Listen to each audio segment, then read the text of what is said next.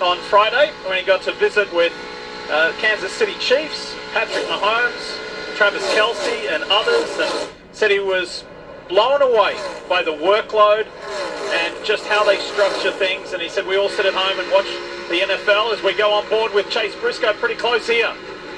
Oh, the 9 with a big slide out in front of 45. Unit 45. So well done by Chase. Just got to shut that air off to the 45. This is how much a green flag cycle can really just, mess it all up. The 5 and the 11 continue to battle up ahead. You see him off the roof of the 19. Now the 12 with Blaney on pit road. Jonathan Hassler making the call, Steve, to run a little bit longer in this stage here. One of the last cars to come to pit road. I would describe this progress from the back in this backup car as slow and methodical. Blaney's only complained a little bit too free, especially at the end of the run.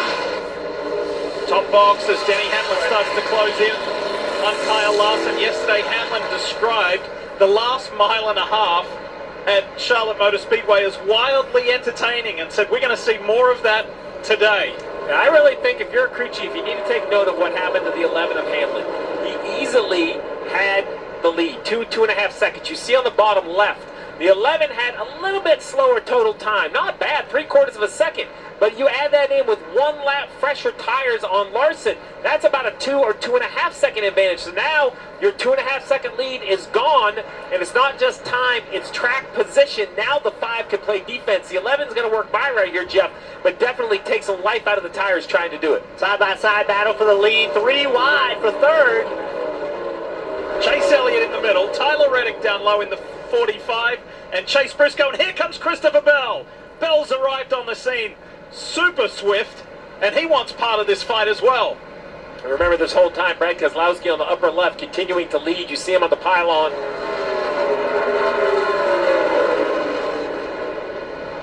Look at this battle. Christopher Bell trying to make the middle work.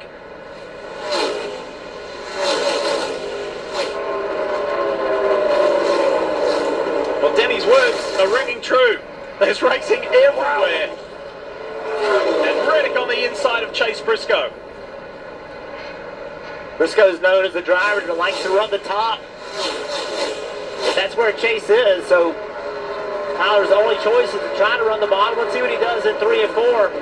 Kind of the middle of the racetrack. Bell goes all the way to the bottom. Chase Elliott to the wall.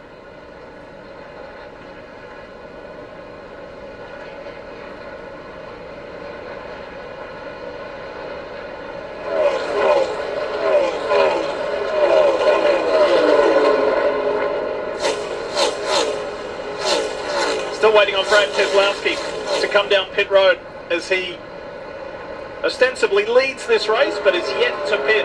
So behind him it's Hamlin, Larson, Briscoe, Reddick, Bell, and Chase Elliott. First non-playoff driver Carson Hocevar. Here comes Keselowski finally, Kim. And Jeremy Mullins, the crew chief, keeping his driver out long. No major complaints, especially relative to the field.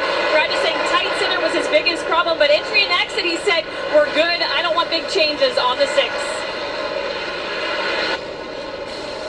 The 20 car Bell, really interested to see what he has, if he can ever get by Reddick. I thought he, in practice yesterday, certainly had one of the best cars. My conversation with him this morning, he felt really good about it. But again, a little different look from them this week in regard to, let's work on long run speed. Let's see if we can get a win with a little different philosophy. He drives in the corner, just is able to clear Reddick. Now Reddick going to try to turn back underneath him, but I don't think he has the pace to do it. He's got See the hand power. out the window from He's got the Christopher. power. Thanks for racing me clean. Great view with thanks to Xfinity Mobile.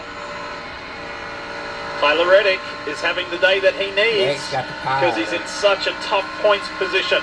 Below that cut line is a win on the line. Well, that's exactly what Denny Hamlin's thinking. Driving the 11, and as we dig deeper, it is the most successful number in NASCAR history, and Denny's won all 59 of his. How about Hall of Famer and Cup champion Ned Jarrett? Won the 61 and 65 Cup titles. Cale Yarborough won 3 straight Cup championships.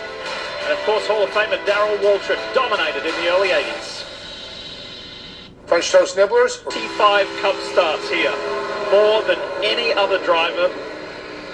And he raced here in just his 4th Cup race way back in 2004.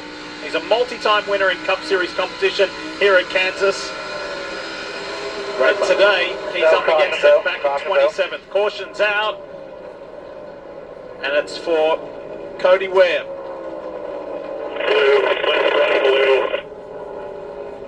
And speaking of Kyle Busch, he should be the car one lap down. NASCAR should confirm that, but I believe he will get the free pass. Keselowski right behind him, who ran long, was lapped on that strategy. He was coming quickly on fresher tires, but was unable to get in front of the 8. So that strategy did not work out for the 6. Let's see what exactly happened to the 51.